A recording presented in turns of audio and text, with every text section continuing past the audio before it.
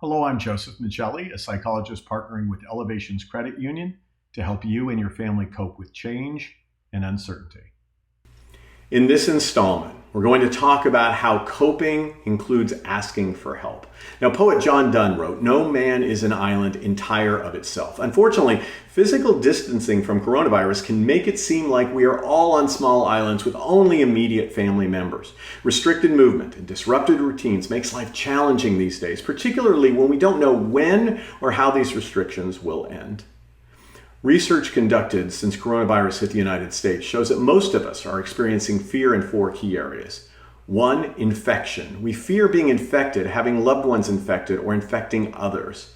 Two, short-term financial concerns. We're worried about money, jobs, housing, and food issues related to the next week, next month, or next year. Three, depletion of longer-term savings or investments. And four, how the national and global economy will recover. Feeling like we're on an island and facing those types of fears creates a situational crisis which can disrupt sleep, increase irritability, cause withdrawal from others, reduce activity levels, increase unhealthy eating, prompting weight gain, enhance anxiety or sadness, and worsen psychological issues like addictions to mood-altering substances or experiences. Think alcohol or gambling. The good news is that while most of us will experience some emotional issues in this crisis, most of us will have those issues in the mild to moderate range. However, some of us will encounter emotional distress in the severe range. Fortunately, all of us can take 6 actions that will help reduce the impact of this situational crisis. First, prioritize your current and short-term needs and establish a routine to meet them. That routine should include things like consistent bedtimes, meals, play breaks, and regular check-ins with friends and distant family members. In crisis, it's impossible to predict or plan for the longer term. So let's make sound decisions for the day ahead so we're well positioned as our futures unfold. Realize that we often worry about things that never happen, and as a result, we distract ourselves from the things that are happening in our lives. In essence, worry robs us of the adaptive energy and mental focus we need now. Let's face it, most of us will have moments of comfort eating or binge television watching. The key is to moderate and limit those moments by hitting the stop button so we aren't absorbed in negative coping behaviors or thinking loops that actually lower our mood.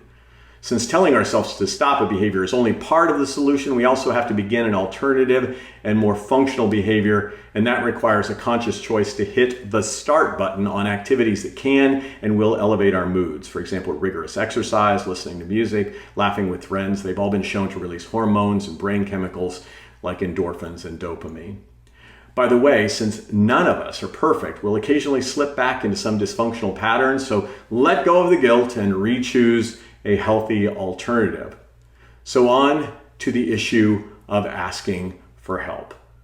By no fault of our own, sometimes stressors exceed our coping ability. So if you or family members notice that you're experiencing significant problems with confused thinking, depressed mood, irritability or anger, excessive fears or worries or anxiety, withdrawing from others, significant changes in eating or sleeping, addictive behaviors, or unusual thoughts or perceptions, it is time to ask for a mental health consult.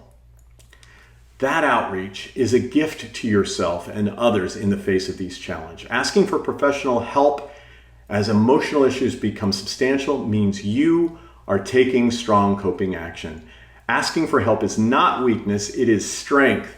And to find non-urgent mental health services, you can reach out to your physician or, if applicable, your insurance provider. For more immediate concerns, you should contact the National Lifeline at 1-800-273-8255. That's 1-800-273-TALK, or you can call 911.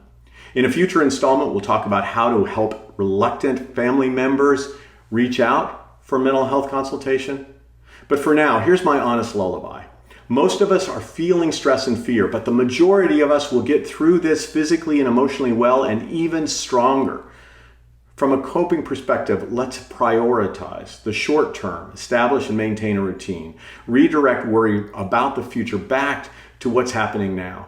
Choose to moderate and stop dysfunctional behavior and choose healthier behavior. Forgive yourself for slips and re-choose healthy behavior again. And if needed, reach out for a consultation. Please be well, be strong, and remember that seeking help equals strong coping.